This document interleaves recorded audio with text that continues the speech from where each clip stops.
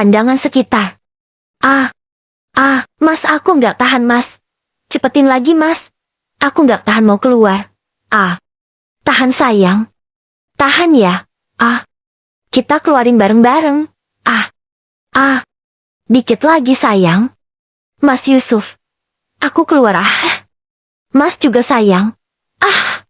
AJNJ, bangun. Suara teriakan panjang membangunkan tidur Ajeng. Ia lalu bangun dan menyadari bahwa semua yang dirasakan hanya mimpi. Ia meraba area intimnya yang basah. Lagi-lagi semua ini cuma mimpi. Mas Yusuf kemana sih, Mas? Kenapa nggak pernah hubungi aku dan nggak pernah pulang? Sampai-sampai aku selalu mimpi basah seperti ini karena terlalu merindukan sentuhan Mas. Batin Ajeng dalam hati. Setiap bangun tidur ia selalu kecewa jika bercintanya dengan suaminya yang tidak jelas di mana keberadaannya itu lagi-lagi hanya sebuah mimpi. Karena tak ingin berlama-lama larut dalam kekecewaan, Ajeng langsung bergegas bangun dan merapikan rambutnya lalu keluar kamar menemui kakaknya di dapur yang sibuk dengan urusan dapurnya. Kenapa lagi itu muka kamu, Jeng? Bangun tidur muka-mukanya si girl malah kusut begitu. Ucap kakak Ajeng sembari tangannya mengaduk makanan yang ada di penggorengan dengan lihai. Ia sempat melirik sekilas wajah adik kesayangannya.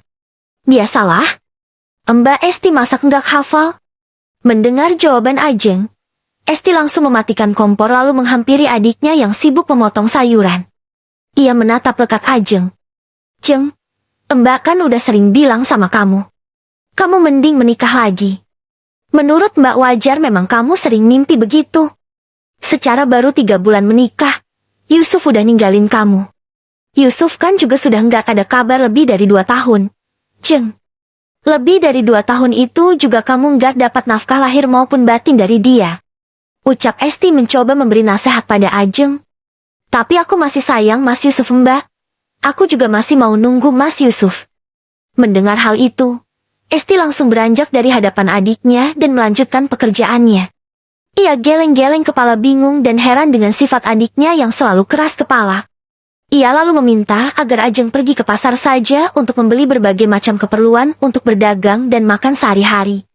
Daripada harus emosi sendiri menghadapi sifat adiknya itu. Ketika di dalam mobil angkot, banyak yang menatap Ajeng dari ujung kaki hingga ujung kepala. Terutama para laki-laki, tua maupun muda. Semuanya seakan terpesona dengannya. Ajeng sendiri memang memiliki wajah yang cantik. Tanpa polesan make up, ia pun masih tetap terlihat begitu cantik. Belum lagi, ia juga memiliki kulit yang putih bersih dan tubuh yang indah. Payudara dan pantatnya yang begitu montok terkadang mengundang hasrat para laki-laki di sekitarnya. Abang saya turun sini bang, ucap Ajeng tiba-tiba lalu turun dari angkot di mana ketika turun pun dirinya tetap tak lepas dari pandangan para penumpang. Ia memberikan uang pada sang supir tapi justru ditolak. Membuat Ajeng bingung. Neng Ajeng nggak perlu bayar. Gratis. Ucap sang supir sembari matanya melirik ke payudara besar Ajeng. Pandangannya begitu liar seolah ingin menerkam Ajeng dengan buas. Jangan dong bang. Kan abang udah nganterin saya jauh-jauh sampai ke sini. Ya saya tetap harus bayar. Oh iya ngomong-ngomong kok abang tahu nama saya? Ajeng heran kenapa si supir tahu namanya padahal ia baru pertama kali bertemu si supir dan baru pertama kali juga naik angkotnya. Siapa sih yang nggak tahu Neng Ajeng? Neng Ajeng kan terkenal sampai 1 kecamatan. Sampai 1 kabupaten juga kayaknya kenal sama Neng Ajeng. Jawab si supir yang masih tetap dengan tatapan nakalnya. Kapan-kapan abang main ke rumah Neng Ajeng bolehlah. Nemenin Neng Ajeng biar nggak kesepian. Apalagi bentar lagi kan juga musim hujan. Enggak enak kalau dingin-dingin sendirian. Ya kan? Ucap si supir lagi dengan pandangan yang semakin liar. Sementara Ajeng sudah kesal dengan perkataan si supir yang tidak sopan. Abang nggak perlu main ke rumah. Saya punya suami dan saya juga punya kakak, nggak bakal kesepian. Nih uangnya. Terima kasih. Ajeng lalu dengan cepat pergi dari hadapan si supir dan samar-samar ia mendengar kata-kata cemoohan dari si supir dan penumpang yang lain. Ia tidak peduli dengan semua itu.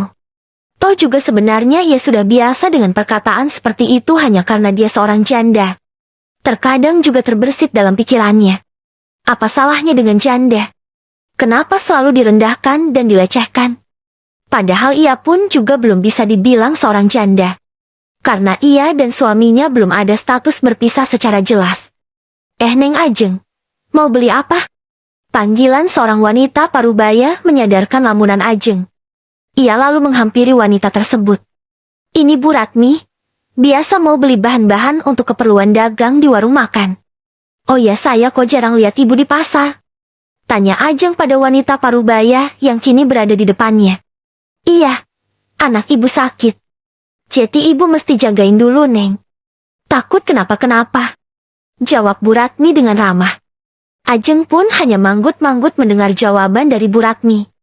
Ajeng sendiri selalu senang mengobrol dengan Bu Ratmi, karena beliau adalah salah satu penjual yang tidak pernah merendahkan Ajeng. Tidak seperti kebanyakan penjual wanita lain yang begitu sinis dan jutek pada Ajeng. Mungkin karena mereka takut suami mereka berpaling gara-gara Ajeng. Ajeng, kau mau beli apa? Cepat kalau mau beli. Keburu suamiku kesini. Di tengah obrolan Ajeng dan Bu Ratmi tiba-tiba ada seorang wanita parubaya lain yang memanggil dan menyuruh Ajeng agar cepat membeli dagangannya. Ajeng sudah akan pergi, tapi ucapan Bu Ratmi menghentikan langkahnya. Memang kenapa Bu Tiar kalau suami ibu datang? Apa hubungannya kedatangan suami ibu dengan Ajeng?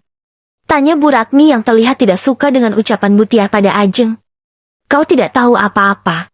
Kau jarang di pasar, jadi lebih baik diam saja kalau tidak tahu apa-apa. Jawab Bu Tiar dengan judesnya. Saya mungkin gak tahu tentang hal itu. Tapi yang saya tahu Ajeng itu pelanggan setia Bu Tiar kan? Harusnya ibu bicara lebih baik lagi sama pelanggan setia ibu. Jangan terkesan judes dan sinis begitu. Ucap Bu Ratmi pada Bu Tiar berniat memberi nasihat. Kau ini kenapa mengaturku? Siapa kau berani mengaturku? Lagi pula bukan cuma aku yang bicara begini sama dia. Hampir semua penjual di sini juga begini sama dia. Kau tahu karena apa? Karena dia gatal dengan semua laki-laki. Apalagi sama laki-laki yang udah beristri. Ucap Bu Tiar yang kali ini begitu membuat Bu Ratmi emosi dan tidak tahan lagi. Astagfirullah Bu Sia. Ucap Bu Ratmi yang sudah tidak bisa menahan emosinya. Bu Ratmi sudah Bu. Sudah ya. Enggak apa-apa. Ajeng enggak apa-apa. Ajeng sudah biasa juga kok Bu. Ajeng enggak ambil hati omongan-omongan seperti itu. Sudah Bu. Iya. Ajeng mengusap lembut lengan Bu Ratmi berusaha meredam amarah wanita parubaya tersebut. Setelah itu ia lalu pergi ke lapak Bu Tiar dan belanja semua bahan yang perlu dibeli. Kekesalan.